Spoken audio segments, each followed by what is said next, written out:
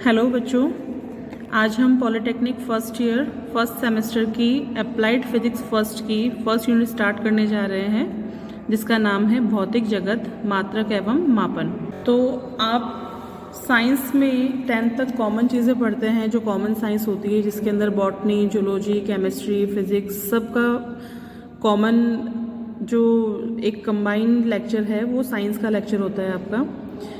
Botany के अंदर आप या वनस्पति विज्ञान के अंदर आप वनस्पति के बारे में पढ़ते हैं, पेड़ पौधों के बारे में पढ़ते हैं, उनके नाम, उनकी प्रकृति, सब चीज़ों के बारे में जानते हैं। जूलॉजी में आप जीव जंतुओं के बारे में जानते हैं। उसी प्रकार से भौतिक जगत में होने वाले, हमारे आसपास वातावरण में होने वाली सारी घटना, प्रकृति से जुड़ी हुई सारी घटनाओं के बारे में जो हम अध्ययन करते हैं वो हमारे फिजिक्स में उसका अध्ययन किया जाता है, भौतिकी में जिसका अध्ययन किया जाता है। ठीक है, तो हमारा सबसे पहला टॉपिक है भौतिक राशियाँ।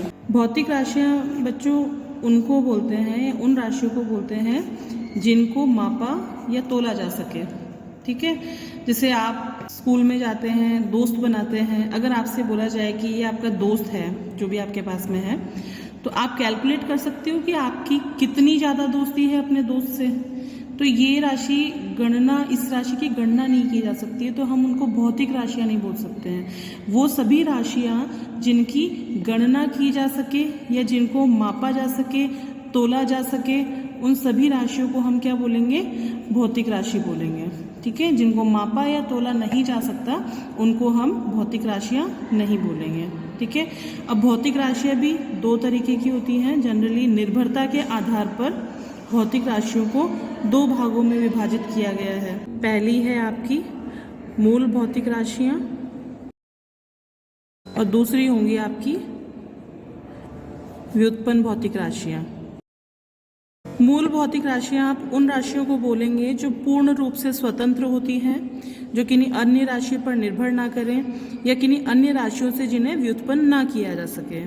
तो जो स्टार्टिंग में 3 ही मूल राशियों को सम्मिलित किया गया था, या हम कह सकते हैं कि मूल राशियों में 3 ही राशियों को सम्मिलित किया गया था। वे राशियां थी द्रव्यमान, लंबाई और समय।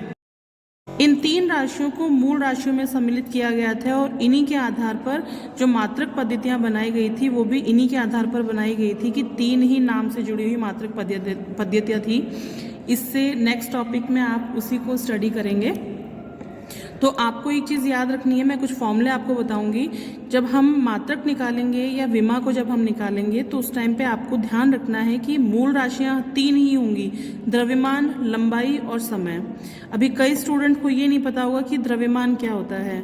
तो द्रव्यमान बच्चों किसी भी वस्तु का जो वास्तविक भार होगा, किसी भी वस्तु का जो वास्तविक भार होगा उसी को हम क्या बोलेंगे?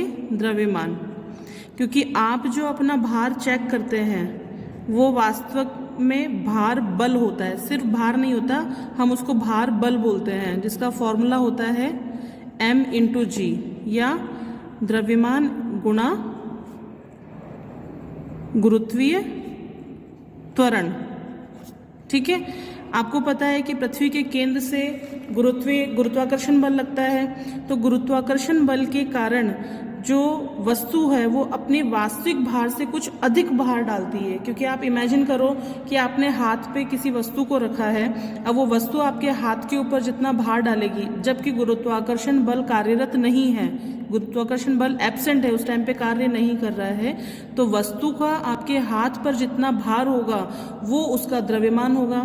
लेकिन अगर वस्तु के नीचे हम कोई किसी धागे से बांध के अगर उसको खींचें और इस स्थिति में वस्तु हमारे हाथ पर जितना बल डालेगी उसको हम बोलेंगे भार बल। तो वस्तु का वास्तविक जो भार होगा उसको हम द्रव्यमान बोलेंगे, और आप जो भार देखते हैं या चेक करते हैं वो वास्तव में भार बल होता है, जो कि द्रव्यमान को गुरुत्वीय त्वरण से गुणा करने पर निकलता है। साधारणतया द्रव्यमान की जो इकाई होती है वो किलोग्राम होती है, और आप जिस भार को चेक करते हैं उसकी इकाई न्यूटन में आती है, या किलोग्राम भार उसकी इकाई होती है। सिर्फ किलोग्राम इकाई कभी भी नहीं होगी आपके भार की, किलोग्राम भार लिखा जाता है उसकी इकाई को। अब इन 3 नाम के अलावा, 3 राशियों के अलावा जितनी भी राशियां बच गई हैं, जितनी भी भौतिक राशियों को आप जानते हैं, जैसे कि वेग, त्वरण, बल, कार्य, ऊर्जा, जितनी भी भौतिक राशियों के आप नाम जानते हो, इन 3 राशियों के अलावा वे सभी राशियां किसके अंदर आएंगी? व्युत्पन्न राशियों के अंतर्गत आएंगी। ठीक है, ये जो चीज़ है कि 3 राशियों को आपको मूल राशियों में मानना है या मूल राशियां होती है, इस पे आपकी फर्स्ट यूनिट का लगभग आधा सेक्शन इसी चीज़ पे डिपेंड करेगा। और इनमें सबसे ज़्यादा कंफ्यूज करने वाला जो सेक्शन होगा वो लंबाई होगा, क्योंकि लंबाई से जुड़े हुए कुछ और नाम भी आएंगे। तो आपको समझना है कि आपको किन किन राशियों को लंबाई के अंदर इन्वॉल्व करना है। जैसे एक तरीका तो ये है कि आपको कोई भी राशि का नाम अगर ऐसा दिखाई दे रहा है जिसकी यूनिट के पीछे मीटर लग रहा हो, जैसे अगर आप किसी की चौड़ाई मेज़र करते हैं तो चौड़ाई भी किसके अंदर आएगी? मीटर में आएगी। चाहे वो सेंटीमीटर हो, चाहे वो मिलीमीटर हो, चाहे वो डेसीमीटर हो, चाहे वो किलोमीटर हो, कुछ भी हो, जिनके पीछे मीटर लग रहा है, जैसे चौड़ाई हो गई, गहराई हो गई, दूरी हो गया, विस्थापन हो गया, त्रिज्या हो गई, व्यास हो गया, ऐसी राशियां जिनको मेज़र करते टाइम पे उनके मात्रक में, उनकी यूनिट में, उनके पीछे अगर मीटर यूज़ हो रहा है तो उन सभी राशियों को आपको लंबाई में सम्मिलित करना है और वो मूल राशि के अंतर्गत काउंट की जाएगी। अब नेक्स्ट टॉपिक स्टार्ट करते हैं। अगला टॉपिक है आपका मात्रक। ठीक है, तो मात्रक की परिभाषा क्या होती है? भौतिक राशि के नियत किए गए मान को जिससे तुलना करके राशि का परिमाण ज्ञात करते हैं। हम परिणाम की बात नहीं कर रहे हैं, यहाँ परिमाण ज्ञात करते हैं। तो मात्रक क्या हो गया कि किसी राशि के नियत किए गए मान को, कि हमने पहले से कोई मान नियत कर दिया है, अब उसकी तुलना करके हम अगर उसी राशि का परिमाण ज्ञात करते हैं तो उसे हम मात्रक बोलेंगे। जैसे आपको बोल दिया गया है कि किसी द्रव्यमान का मात्रक है 1 किलोग्राम, 1 किलोग्राम द्रव्यमान का मात्रक है। अगर इसमें हम 1000 छोटे छोटे टुकड़े कर दें तो इसके 1000 छोटे छोटे टुकड़े मिलके बनाएंगे ग्राम, या कह सकते हैं कि 1000 ग्राम मिलके बनाएंगे 1 किलोग्राम। अगर आपको ये बोला जाए कि ये जो वस्तु थी, मैं अगर इसका 5 गुना ले लेती हूँ तो हमारे पास में द्रव्यमान टोटल कितना हो जाएगा? तो मुझे पता है कि ये जो भी मैंने वस्तु ली थी जिसकी इकाई 1 थी, तो मुझे संख्यात्मक मान तो पता है कि वो क्या है? 5, लेकिन पूरा मान क्या हो जाएगा? जो हमने पहले से मान निर्धारित कर दिया था किलोग्राम, तो वही क्या हो जाएगा? उसका मात्रक। इसी द्रव्यमान का अगर मैं 5 गुना ले लेती हूँ तो अगली वस्तु का मान मेरे पास में क्या आ जाएगा? 5 किलोग्राम आ जाएगा। या उसको मैं फिर से छोटी इकाई के अंदर जाती हूँ तो उसका मान आ जाएगा मेरे पास में 5000 ग्राम। तो मात्रक परिभाषा के रूप में क्या कहा जाएगा? भौतिक राशि के नियत किए गए मान को जिससे तुलना करके राशि का परिमाण ज्ञात करते हैं उसे कहा जाता है मात्रक। अब मात्रक भी जैसे राशि 2 प्रकार की होती है, वैसे मात्रक भी 2 प्रकार के होते हैं, मूल मात्रक और व्युत्पन्न मात्रक। मूल मात्रक पूर्ण रूप से स्वतंत्र होते हैं, किन्हीं और राशियों पर निर्भर नहीं करते हैं। उसी प्रकार वे मात्रक जो पूर्णतः स्वतंत्र हैं तथा जिन्हें किसी अन्य मात्रक से व्युत्पन्न या संबंधित ना किया जा सके, मूल मात्रक कहलाते हैं। अब जो राशियां मूल राशियां होंगी उन्हीं के मात्रक मूल मात्रक होंगे। और मैंने आपको बताया था कि जनरली 3 राशियों को मूल राशियों में सम्मिलित किया गया है, द्रव्यमान, लंबाई और समय को। तो इनके जो मात्रक होंगे वही मूल मात्रक होंगे। जैसे द्रव्यमान का मात्रक हो गया किलोग्राम, लंबाई का मात्रक हो गया मीटर और समय का मात्रक हो गया सेकेंड। अब इनके अतिरिक्त जितनी भी राशियां बच गई हैं वे सभी व्युत्पन्न राशि होंगी। और व्युत्पन्न राशि हमेशा मूल राशि पर निर्भर करती है, तो व्युत्पन्न मात्रक भी हमेशा किस पर निर्भर करेंगे? मूल मात्रक पर निर्भर करेंगे। तो वे मात्रक जो मूल मात्रकों का उपयोग करके ज्ञात किए जाते हैं व्युत्पन्न मात्रक कहलाते हैं। तो जितनी भी राशियां बच गई, जैसे वेग, संवेग, कार्यबल, इनके जो मात्रक निकल के आएंगे, ये मात्रक अभी यहाँ बुक में लिखे हुए हैं, लेकिन मैं आपको पूरा एक्सप्लेन करूंगी कि किसी भी राशि का मात्रक हम कैसे निकालते हैं। ठीक है, तो मात्रक निकालने से पहले आपको ये समझना है कि कितनी मात्रक पद्धतियाँ प्रचलित हैं जिनसे हम अलग अलग मात्रक पद्धति में उनके मात्रक निकालते हैं। तो जनरली मात्रकों की जो पद्धतियाँ हैं वो 4 मात्रक पद्धतियाँ प्रचलित हैं। सबसे पहली है MKS मात्रक पद्धति, दूसरी है CGS मात्रक पद्धति, तीसरी है FPS मात्रक पद्धति और चौथी आ जाएगी आपकी SI यूनिट सिस्टम या इंटरनेशनल सिस्टम ऑफ यूनिट्स, अंतर्राष्ट्रीय मात्रक पद्धति। सबसे पहली मात्रक पद्धति थी MKS मात्रक पद्धति, जिसकी फुल फॉर्म है मीटर किलोग्राम सेकंड। तो आपको नाम से ही समझ में आ रहा होगा कि इसके अंदर तीनों जो मूल राशियां हमने बताई थी, लंबाई, द्रव्यमान और समय, उन तीनों के नाम पर ही, उन तीनों के मात्रक के आधार पर ही इसका नामकरण किया गया है।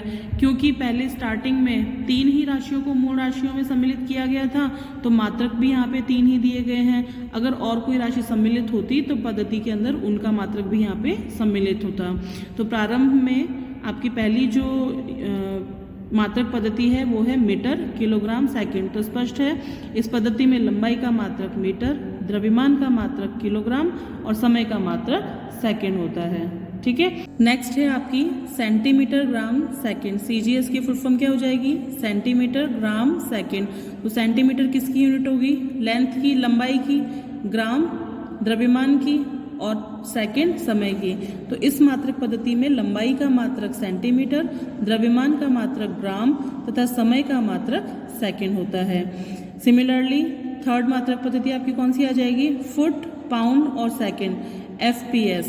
इस मात्रक पद्धति में लंबाई का मात्रक क्या हो जाएगा? फुट, द्रव्यमान का मात्रक पाउंड और समय का मात्रक सेकंड होता है। अब इन तीनों मात्रक पद्धतियों का गठन हो गया, काफ़ी समय तक यही मात्रक पद्धतियां चली थी, लेकिन 1960 के अंदर एक कमेटी का गठन हुआ था और उन्होंने इस मूल राशियों से संबंधित कुछ संशोधन की डिमांड की थी कि कुछ और भी राशियां हैं जिनको मूल राशियों में सम्मिलित किया जाना चाहिए और एक स्टैंडर्ड उनके मात्रक भी निर्धारित होनी चाहिए।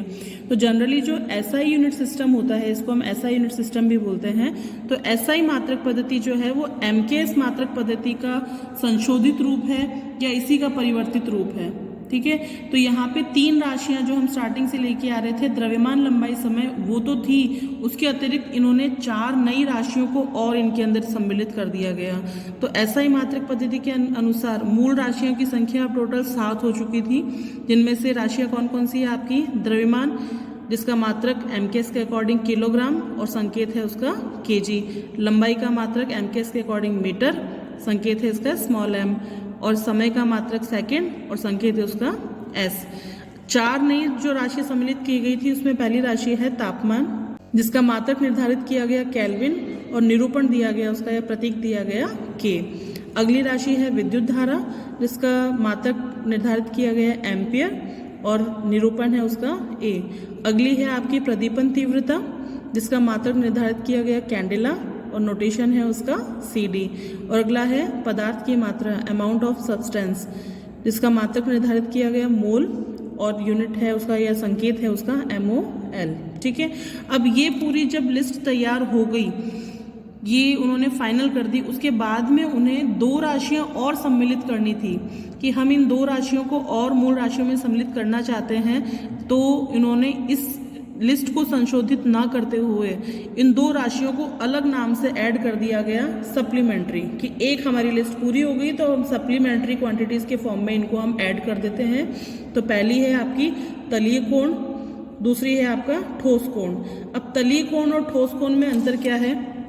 जब आप किसी वृत्त की बात करते हैं तो उस वृत्त के द्वारा, वृत्त की इस परिधि के द्वारा केंद्र पर जो कोण अंतरित होगा उसको हम क्या बोलेंगे? तलीय कोण बोलेंगे। जिसके अंदर की बीच का पार्ट बिल्कुल खाली है, जैसे आपका साइकिल का पहिया, साइकिल के पहिए की जो ताड़ियां हैं वो उस साइकिल के केंद्र पर जितना कोण अंतरित करेगी उसको हम क्या बोलेंगे? तलीय कोण बोलेंगे। जिसका मात्रक उन्होंने निर्धारित किया रेडियन और उसका संकेत निर्धारित किया उन्होंने RAD। ठीक है, शॉर्ट फॉर्म कर दी उन्होंने रेडियन की। अगला है आपका ठोस कोण। तो आपने केक की शेप देखी होगी, केक की शेप में आप जब केक का एक ट्रायंगल कट करते हैं तो आपका एक लाइन जो है वो एक लाइन से आपका कभी भी एंगल नहीं बनता, एक पूरा सरफेस होता है, उस सरफेस से आपका एंगल जो सेंटर में जनरेट होगा, जो कोण बनेगा, पूरे पृष्ठ के द्वारा जो केंद्र पर कोण अंतरित होगा उसी को हम क्या बोलेंगे? ठोस कोण की। वृत्ताकार तो है, वृत्त तो है, लेकिन वो अंदर से भरा हुआ है, ठोस भाग है उसको, तो उसको क्या बोला जाएगा? ठोस कोण। जिसका मात्रक निर्धारित किया गया स्टेरेडियन और नोटेशन है उसका SR। आपने 4 मात्रक पद्धतियाँ देख ली हैं अभी तक। पहली थी आपके पास में MKS, दूसरी थी आपके पास में CGS, तीसरी थी आपके पास में FPS और फोर्थ थी आपके पास में SI। ठीक है, SI जो है वो MKS का ही एक्सटेंडेड वर्जन है, उसी का परिवर्तित रूप है। तो आपको अब ये पता होना चाहिए कि मात्रक निकाला कैसे जाता है किसी भी राशि का। तो जो मूल राशि है आपकी, मूल राशि कौन कौन सी है? द्रव्यमान, दूसरी मूल राशि कौन सी है?